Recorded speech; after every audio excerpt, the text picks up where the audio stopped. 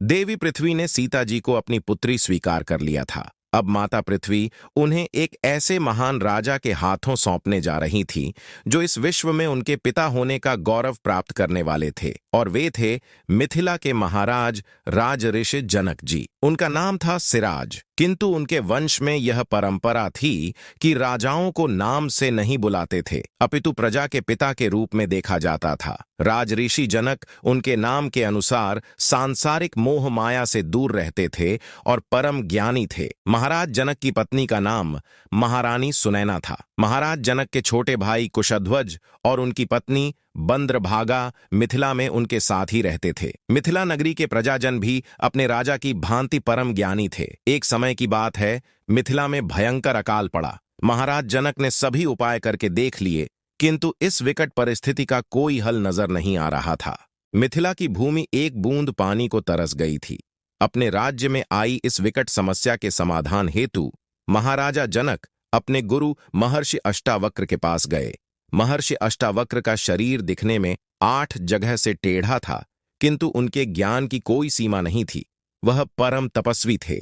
महर्षि अष्टावक्र ने अपनी दिव्य दृष्टि से इस समस्या का हल महाराज जनक को बताया। उन्होंने राजा जनक से कहा, हे राजन, तुम सोने का हल बनाओ और भगवान इंद्र को प्रणाम करके खेत में हल चलाओ। इससे अवश्य ही तुम्हारी सारी मनोकामना पूर्ण होगी।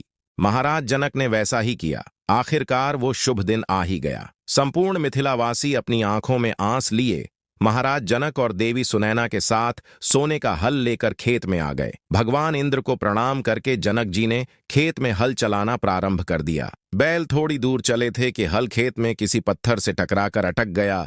बहुत खींचने के बाद भी बैल आगे नहीं बढ़े। अंततः यह निर्णय लिया गया कि उस भूमि को खोद कर देखा जाए कि उसमें ऐसा क्या है जो हल को आगे बढ़ने से रोक रहा है। तत्काल वैसा ही किया गया।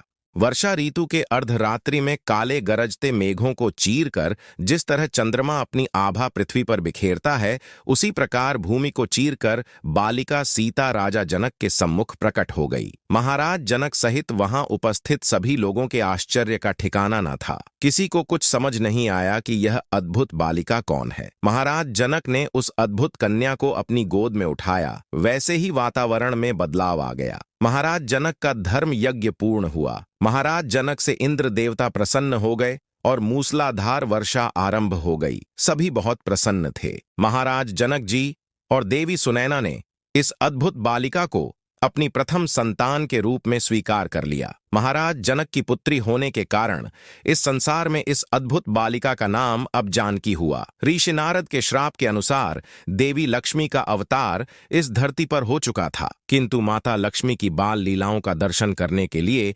महादेव के साथ अन्य सभी देवता भी उत्सुकतापूर्वक प्रतीक्षा कर रहे थे।